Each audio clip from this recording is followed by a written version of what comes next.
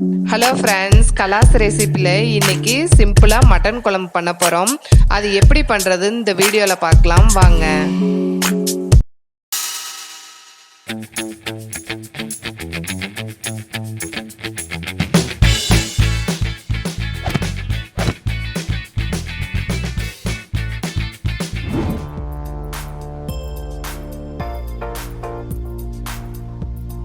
முப்பது பல்லு பூண்டு, மீடியம் சைஸில் ஒரு துண்டு இஞ்சி, இது ரெண்டையும் மிக்ஸி ஜாரில் போட்டு நல்லா நைஸாக அரைச்சிக்கோங்க.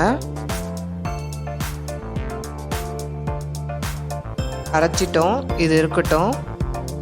கடாயில் 4 டீஸ்பூன் கொத்தமல்லி விதை,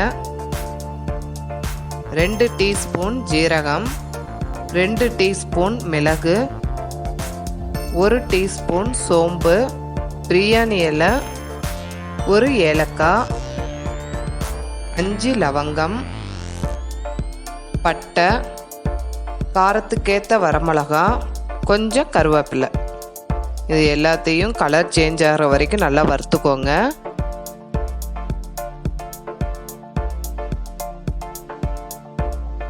வறுத்துட்டோம், இதை மிக்ஸி ஜாரில் சேர்த்து நல்லா நைஸாக பவுடர் பண்ணிக்கலாம்.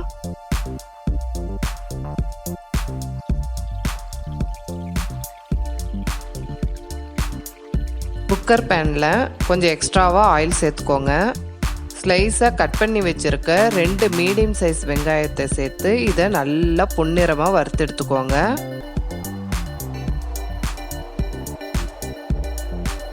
வெங்காயத்தை வறுத்துட்டோம்.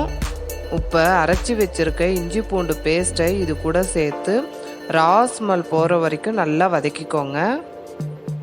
இஞ்சி பூண்டு வதங்கின உடனே க்ளீன் பண்ணி வச்சுருக்க ஒரு சின்ன பவுல் அளவு சின்ன வெங்காயத்தை இது கூட சேர்த்து அதையும் நல்லா வதக்கிக்கோங்க. இதை ஓரளவுக்கு வதக்குனா போதுங்க.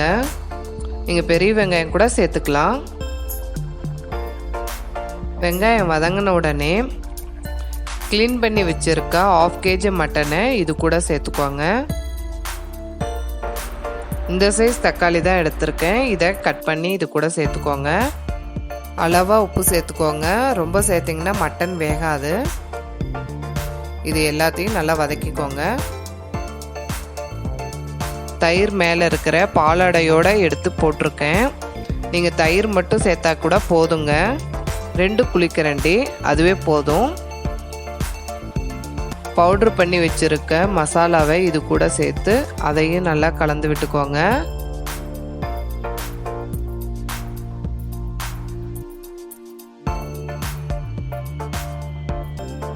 கொஞ்சம் மஞ்சத்தூள், கொஞ்ச நேரம் மசாலாலேயே வேகட்டும்.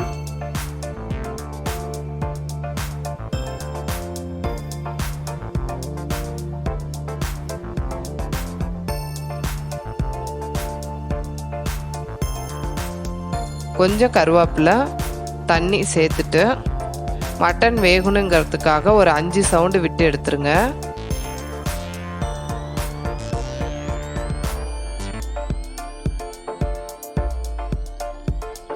அஞ்சு சவுண்டு வந்துருச்சு. எப்படி இருக்குன்னு பார்க்கலாம். லாஸ்டில் கொஞ்சம் கொத்தமல்லி சேர்த்துக்கோங்க. பாருங்கள் எவ்வளோ சூப்பராக இருக்குது. நம்ம மிளகு அதிகமாக சேர்த்ததுனால இந்த கலரில் வந்திருக்குங்க. அவ்வளோதாங்க, மட்டன் குழம்பு ரெடி. இது சிம்பிளாக செஞ்சிடலாம். டேஸ்ட்டும் ரொம்ப நல்லா இருக்குங்க. எல்லாத்துக்குமே சூட் ஆகும். இதை நீங்கள் ட்ரை பண்ணி பார்த்துட்டு உங்களுடைய கமெண்ட்ஸை எனக்கு ஷேர் பண்ணுங்கள்.